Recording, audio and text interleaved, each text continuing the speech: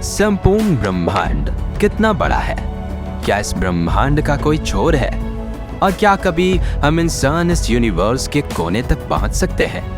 इन्हीं सवालों का जवाब ढूंढने के लिए वैज्ञानिक लगातार ब्रह्मांड के दूर दराज हिस्सों में खोजबीन कर रहे हैं और अब उन्हें कुछ ऐसा पता चला है जिसने उनकी रातों की नींद उड़ा रखी है।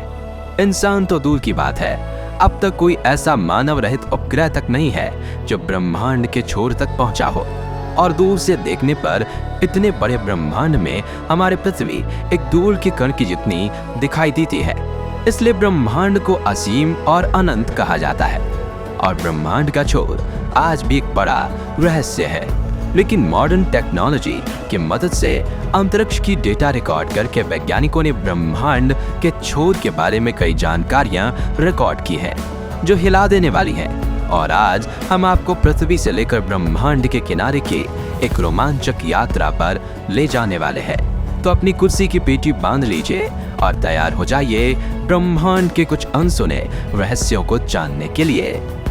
दोस्तों, हमारे ब्रह्मांड में न जाने कितने गैलेक्सीज हैं और उन्हीं में से एक है मिल्की वे यानी आकाश गंगा। और इसी आकाश गंगा में बसे सौर मंडल में स्थित है हमारी पृथ्वी, जहां हम रहते हैं। और रात के समय पर आसमान में देखने पर हमें कई टिमटिमाते तारे दिखाई देते हैं जो कि हमारी आकाश गंगा में ही मौजूद है। चलिए अब पृथ्वी छोड़कर चलते हैं अंतरिक्ष में।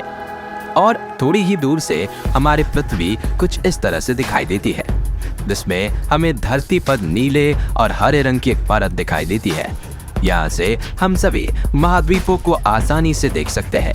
चलिए आगे बढ़ते हुए चलते हैं इंटरनेशनल स्पेस स्टेशन पर, जिसे हम स्पेस के होटल भी कह सकते हैं। पृथ्वी की सतह से करीब 400 किलोमीटर की ऊंचाई में स्थित ये स्पेस स्टेशन अंतरिक्ष में इंसानों द्वारा बनाई गई सबसे बड़ी चीजों में से एक है। यहाँ पर स्पेस क्राफ्ट्स के लिए फ्यूल, इलेक्ट्रिसिटी और ऑक्सीजन जैसी जरूरी चीजों का अतिरिक्त भंडार किया हुआ है। वहीं यहाँ एस्ट्रोनॉट्स के रहने, खाने और सोने तक का बंदोबस्त किया हुआ है। और दुनिया भर के स्पेस रिसर्चर्स एस्ट्रोनॉट्स इस स्पेस स्टेशन पर जाकर अपना स्पेस रिसर्च करते हैं। आपको ये जानकर आश्चर्य होगा कि इंटरनेशनल स्पेस स्टेशन 28,165 किलोमीटर प्रति घंटे की रफ्तार से पृथ्वी की ऑर्बिट में परिक्रमा करता है, जिससे इसे पृथ्वी का एक चक्कर लगाने में 90 से 93 मिनट लगते हैं।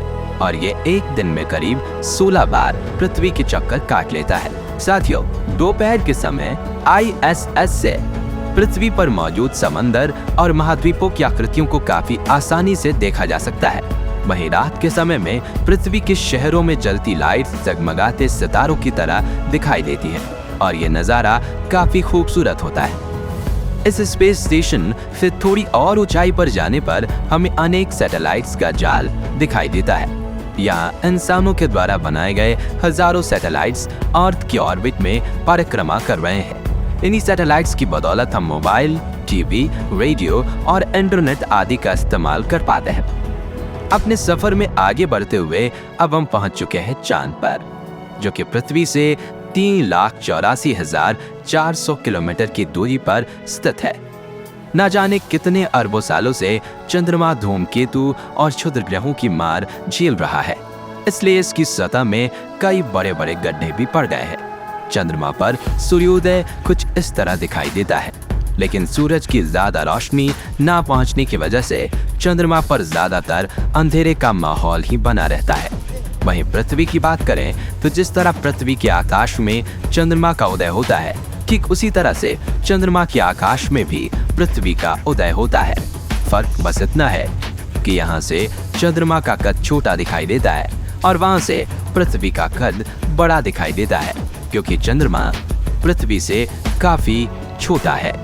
चलिए अब हम सौर मंडल के जन्मदाता सूर्य की तरफ चलते हैं, जिसके बिना जीवन की कल्पना कर पाना असंभव है। पृथ्वी से सूरज की दूरी करीब 152 मिलियन किलोमीटर है। जब हम पृथ्वी से सूर्य को देखते हैं तो वो हमें एक छोटे चमकते हुए गोले की तरह दिखाई देता है, लेकिन असल में सूर्य इतना बड़ा है कि वो अपने अंदर एक दो नहीं बल्कि 13 लाख पृथ्वी को समा सकता है। वहीं सूर्य की ग्रेविटी इतनी ज्यादा है कि ये पूरे सोलर सिस्टम को कंट्रोल कर रही है। इसकी ग्रेविटी की वजह से मरकरी, वीनस, अर्थ, मार्स, जुपिटर, सैटर्न, यूरेनस और नेपच्यून जैसे 8 ग्रह, क्षुद्रग्रह प्लूटो और अनेक चंद्रमा व धूमकेतु सूर्य की परिक्रमा करते हैं। इन्हीं ग्रहों, उपग्रहों और धूमकेतु से सूर्य के आसपास सोलर सिस्टम का निर्माण होता है। और सोलर सिस्टम से थोड़ी और दूर जाने पर हमें हमारा सौर मंडल कुछ इस तरह से दिखाई देता है। दोस्तों, अब अपने सफर को आगे बढ़ाते हुए सौर मंडल के छोर पर चलते हैं। यहाँ धूमकेतु का एक विशाल समूह दिखाई देता है जिसे कुइपर बेल्ट कहा जाता है। कुइपर बेल्ट में करीब 1 ट्रिलियन से भी ज्यादा धूमकेतु मौजूद है जो सौर मंडल को चारों तरफ से घेरे हुए है। ऐसा माना जाता है कि सूर्य का गुरुत्वाकर्षण बल यहीं पर आकर खत्म हो जाता है। अपनी यात्रा में आगे बढ़ते हुए हमारे सोलर सिस्टम के बाहर एक नए सोलर सिस्टम में चलते हैं जिसका नाम है अल्फा सेंचुरी, जहां एक नहीं बल्कि 3 सितारे एक दूसरे के चारों तरफ घूमते हैं। अब हम अपनी पृथ्वी से कुल 20 प्रकाश वर्ष दूर ग्लिस 581 प्लैनेटरी सिस्टम से रूबरू होते हैं, जिसका ग्लिस 581c नाम से जाने जाने वाला ग्रह देखने में बिल्कुल पृथ्वी की तरह है। इस प्लेनेट पर इंसानों के रहने लायक तापमान, तरल स्वरूप में पानी और पृथ्वी जैसी सतह मौजूद है। और कुछ वैज्ञानिकों का मानना है कि इस ग्रह पर एलियंस के होने की सबसे ज्यादा संभावनाएं हैं। अब और आगे बढ़ते हुए चलते हैं पृथ्वी से करीब 19,000 प्रकाश वर्ष दूर, जहां स्टीफनसन 218 नाम का तारा मौजूद है। यह हमारी आकाशगंगा का सबसे बड़ा तारा है जो कि सूर्य से 2000 गुना बड़ा है और इसमें हमारे सूरज जैसे 2 अरब तारे समा सकते हैं।